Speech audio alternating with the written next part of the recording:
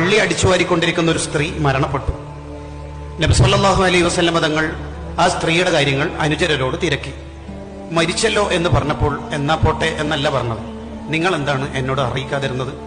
ഏറ്റവും ചുരുങ്ങിയത് ദല്ലൂനി അല ഖബരിഹ, ആ പെണ്ണ് മറവിട്ട് കിടക്കുന്ന ഖബറെങ്കിലും എനിക്ക് കാണിച്ചു തരൂ, അവർക്ക് പ്രാർത്ഥിക്കട്ടെ, നിസ്കരിക്കട്ടെ എന്ന് പറയുന്നുണ്ട്. വളരെ സൗന്ദര്യം കുറഞ്ഞ വിരൂപനാണ് എന്ന് വിചാരിക്കുന്ന ഒരു സ്വഹാബിയാണ് ജുലൈബീബ് എന്ന പേരുള്ള സ്വഹാബി. ആ സ്വഹാബിയെ നിബിതങ്ങൾ അടുത്തിരുത്തി വിളിച്ചിട്ട് ചോദിക്കുന്നുണ്ട്, അല തതസവ്വജ്, മോനെ കല്യാണം കഴിക്കുന്നില്ലേ? ആര് കെട്ടിച്ചേരാൻ നബിയെ എനിക്ക്? ആരാണ് എനിക്കുള്ളത്? അന്നേരം തങ്ങൾ പറയുന്ന ഒരു ഉത്തരവുണ്ട്, പിന്നെ ഞാനെന്തിനാണ് എന്നാണ് ആ ഉത്തരത്തിന്റെ താല്പര്യം. ആ നാട്ടിലെ ഏറ്റവും പ്രമുഖനായ വ്യക്തിയുടെ മകളെ വിവാഹാലോചനക്ക് നേതൃത്വം നൽകുന്ന നബി സല്ലല്ലാഹു അലൈഹി വസല്ലം തങ്ങളെ നമ്മൾ കൂടുതൽ വായിച്ചുകൊണ്ടിരിക്കണം.